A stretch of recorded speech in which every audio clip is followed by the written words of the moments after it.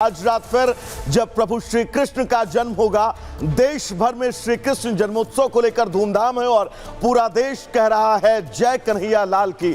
मथुरा से लेकर बरसाना और वृंदावन को सजाया गया है। भगवान कृष्ण की जन्मस्थली मथुरा में हजारों की संख्या में भीड़ और उनके भक्त जो हैं वो पहुंच रहे हैं। इस्कॉन मंदिरों में भी लगातार श्री कृष्ण भक्त जो हैं वो लगातार दर्शन को करने को पहुंच रहे हैं। साथ ही मंत्रों का जाप, हर एक मंदिर इस वक्त आपको रोशनी से लबालब सराबोर नजर आएगा। इस पूरे विश्व में जितने भी श्री कृष्ण के मंदिर हैं वो आज आपको जगमग नजर आएंगे, क्योंकि गायत्री पूरा देश आज जन्माष्टमी बनाने को लेकर तैयार है।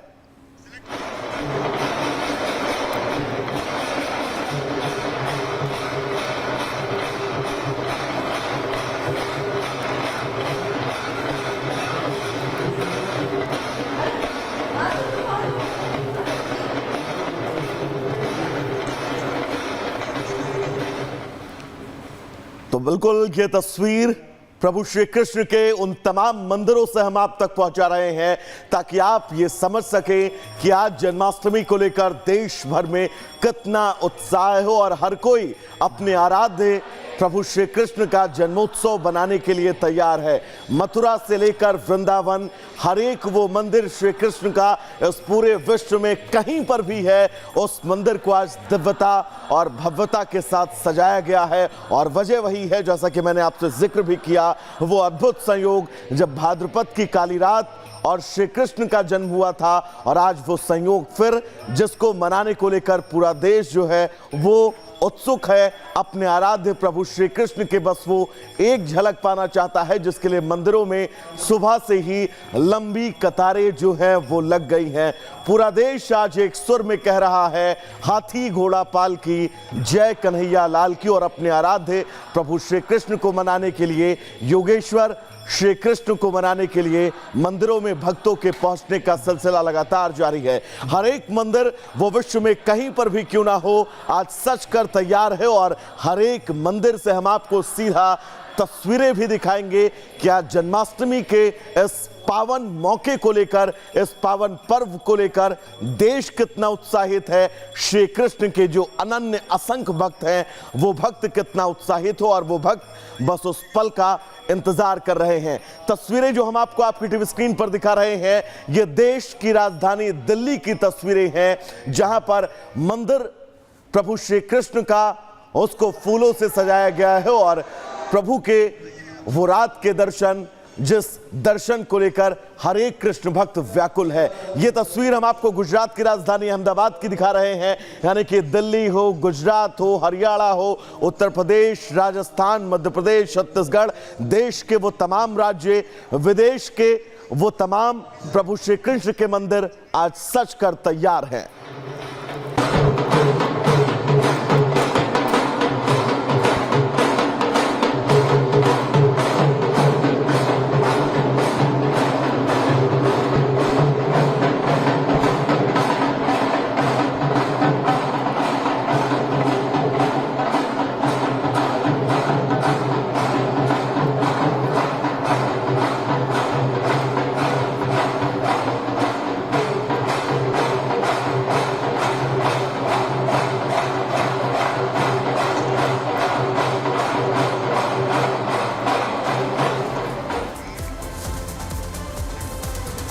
और चलिए बात करते हैं बीजेपी का मिशन जम्मू कश्मीर। आपको बता दें विधानसभा चुनाव जम्मू कश्मीर में होने हैं, और इसी कड़ी में लगातार बीजेपी चुनावों को लेकर मंथन कर रही है। बीजेपी की केंद्रीय चुनाव समिति की बैठक भी हुई, जिसमें आधी से ज्यादा विधानसभा सीटों को लेकर उम्मीदवारों के नाम तय हो चुके हैं। और आपको बता दें 50 से ज्यादा सीटों पर पहली सूची में आज लिस्ट भी सामने आ सकती है।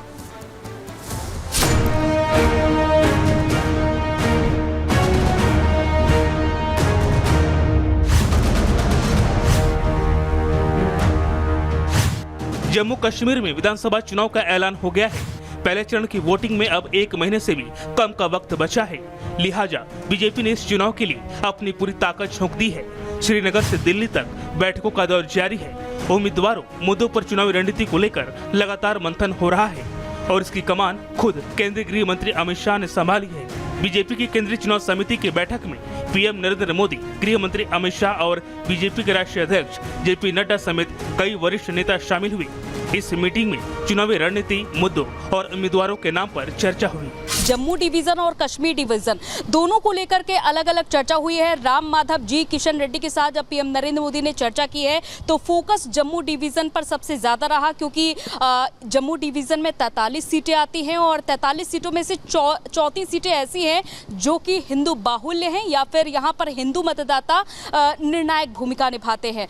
तो साथ ही साथ बीजेपी का फोकस उन सीटों पर भी है जहाँ पर मुस्लिम मतदाता है। हाल ही के चुनाव हुए थे, सरपंच के चुनाव, उसमें भी बीजेपी ने अच्छा प्रदर्शन किया था। लोकसभा चुनाव में भी बीजेपी का वोटिंग जो परसेंटेज है वो अच्छा रहा था। जम्मू कश्मीर विधानसभा चुनाव के लिए पार्टी ने आधे से ज्यादा सीटों पर नाम तय कर लिए हैं। साथ ही बैठक के दौरान जम्मू की सभी सीटों पर सहमति बन गई है। पार्टी उम्मीदवारों की पहली सूची आज जारी हो सकती है। 50 उम्मीदवारों के नाम पर मुहर लग चुकी है। अब देखना होगा कि किन किन नामों को फिलहाल किन किन नामों का ऐलान किया जाता है, क्योंकि ये बताया जा रहा है कि जम्मू कश्मीर में उन प्रत्याशियों को इस बार टिकट दिया गया है जो काफ़ी ज़्यादा अपने क्षेत्रों में एक्टिव रहे हैं, सोशल मीडिया पर एक्टिव रहे हैं और साथ ही साथ धारा 370 जो बीजेपी का अहम मुद्दा है उसको भी बीजेपी ने राष्ट्रवाद के तौर पर यहाँ पर प्रचार उसका किया है। बीजेपी ने एक बार फिर राम माधव पर भरोसा जताया है।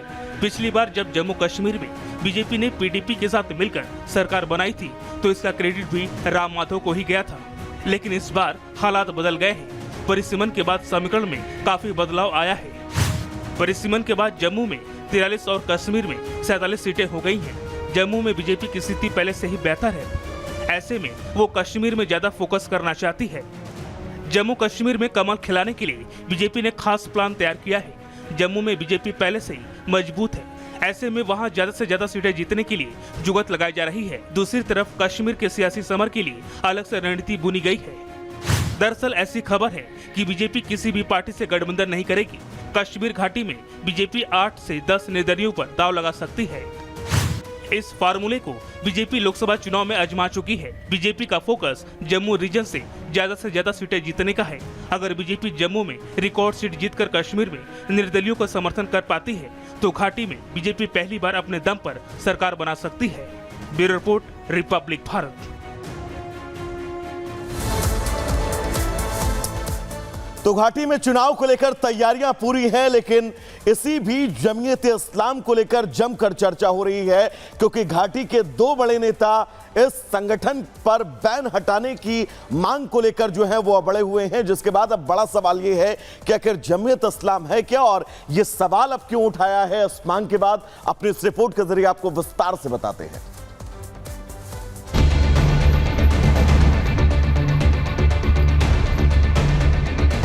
गवर्नमेंट ऑफ इंडिया को जमात इस्लामी के ऊपर बैन हटाना चाहिए। वो अपने सिंबल पे कैंडिडेट उठाएं, अपने पार्टी जमात इस्लामी के नाम पे कैंडिडेट उठाएं। नेशनल कॉन्फ्रेंस जानती है कि उनकी राजनीतिक जमीन जम्मू कश्मीर में खिसक चुकी है। घाटी में 10 सालों के बाद चुनाव होने जा रहे हैं। सभी पार्टियां अपना अपना दम भर रही हैं, लेकिन जम्मू कश्मीर में चुनाव का ऐलान होते ही सियासत तेज हो गई है। घाटी के दो बड़े नेता महबूबा मुफ्ती और उमर अब्दुल्ला जमात इस्लामी के समर्थन में उतर आए हैं। दोनों नेताओं ने कहा कि जमात इस्लामी पर प्रतिबंध हटना चाहिए, अगर ना हटे तो जमात के उम्मीदवार निर्दलीय चुनाव लड़ें। दरअसल जम्मू कश्मीर में होने जा रहे विधानसभा चुनाव में जमात इस्लामी के 37 साल के बाद एक बार फिर भारतीय संविधान की शपथ लेकर चुनावी प्रक्रिया में शामिल होने की अटकलों पर अब पूर्ण विराम लग गया है। हाल ही में जमात इस्लामी पर प्रतिबंध को दिल्ली स्थित गैर कानूनी गतिविधियों की रोकथाम ट्रिब्यूनल ने सही ठहराया है। ऐसे में फिलहाल अगले 5 सालों तक उस पर प्रतिबंध जारी रहेगा। जिस जमात इस्लामी का कश्मीर में दबदबा माना जाता है और जिस पर प्रतिबंध लागू कर आतंकी संगठन घोषित किया जा चुका है, वहीं आज दोबारा लौटने का इच्छुक तो है, पर सरकार की हस्तक्षेप के चलते अपने आप को असहाय मान रहा है। लेकिन घाटी के दो बड़े नेता महबूबा मुफ्ती और उमर अब्दुल्ला जमात इस्लामी के समर्थन में उतर आए हैं। दोनों नेताओं ने कहा कि जमात इस्लामी पर प्रतिबंध हटना चाहिए, अगर ना हटे तो जमात के उम्मीदवार निर्दलीय चुनाव लड़ें। जमात इस्लामी जो एक ऐसी ऑर्गेनाइजेशन जिसका तालीम में बहुत बड़ा रोल रहा है, जिन्होंने सैलाब में बहुत बड़ा काम किया, जिन्होंने कोविड में लोगों की बड़ी मदद की, उनके ऊपर बैन लगा दिए। क्यों लगाया बैन?